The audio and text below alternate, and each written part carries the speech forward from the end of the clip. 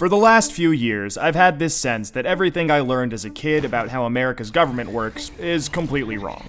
But I had no idea how bad things actually were until I saw this one graph. Researchers at Princeton University looked at more than 20 years worth of data to answer a pretty simple question. Does the government represent the people? Now, this is what they found.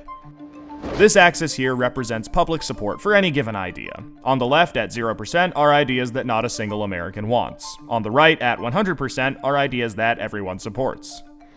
This axis represents the likelihood of Congress passing a law that reflects any of these ideas, from a 0 to a 100% chance. On this graph, an ideal republic would look like this. If 50% of the public supports an idea, there's a 50% chance of it becoming law. If 80% of us support something, there's an 80% chance. You get the idea.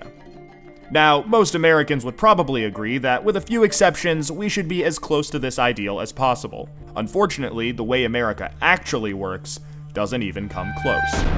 Take an idea that nobody supports, literally nobody, and it has about a 30% chance of becoming federal law. Now, take an incredibly popular idea, the most popular idea this country has ever seen, and there's also about a 30% chance of it becoming law.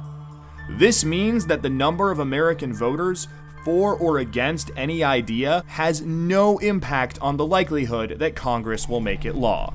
Put another way, and I'm just going to quote the Princeton study directly here, the preferences of the average American appear to have only a minuscule, near zero, statistically non-significant impact upon public policy. So if you've ever felt like your opinion doesn't matter and that the government doesn't really care what you think, well, you're right. But there's a catch. This flat line only accounts for the bottom 90% of income earners in America. Economic elites, business interests, people who can afford lobbyists, they get their own line. Look at how much closer their line is to the ideal. When they want something, the government is much more likely to do it. And when they don't, they have the power to completely block it from happening, no matter how much the rest of the country supports it. They get what they want, and guess who ends up paying for it? We pay for it with the most expensive healthcare in the world. We pay for it with a tax code that's a complete mess. We pay for it with internet that's slower and more expensive, with wasteful spending, a floundering education system, a catastrophic drug war, and 1 in 5 American children born into poverty. Almost every major issue we face as a nation can be traced back to this graph. How does this happen? Well, just follow the money. Right now, it's perfectly legal to buy political influence in America. Here's how it works. Let's say a big bank wants a law that would force taxpayers to bail them out again if they repeat the exact same reckless behavior that crashed the global economy in 2008. Not exactly the most popular idea with the public, and Congress knows that. That should be the end of it. But that's where the money comes in. It's perfectly legal for our bank to hire a team of lobbyists whose entire job is to make sure that the government gives the bank what it wants. Then, those lobbyists can track down members of Congress who regulate banks and help raise a ton of money for their re-election campaigns.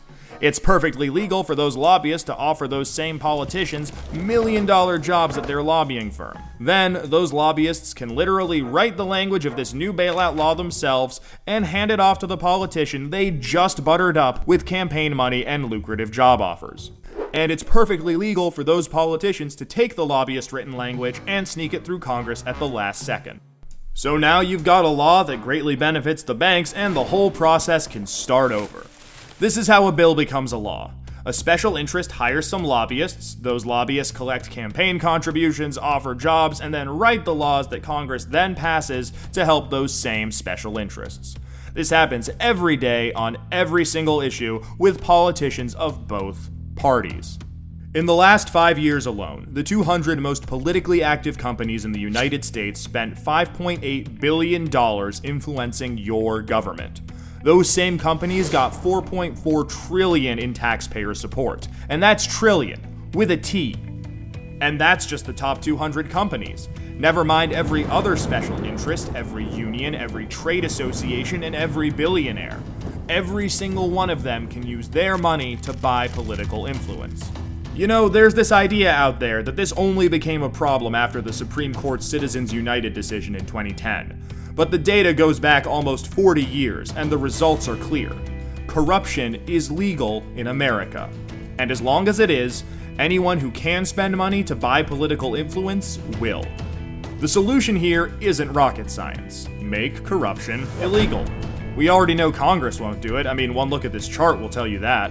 What we need is a plan that lets us go around Congress and do what the American people do best. Fix this mess ourselves.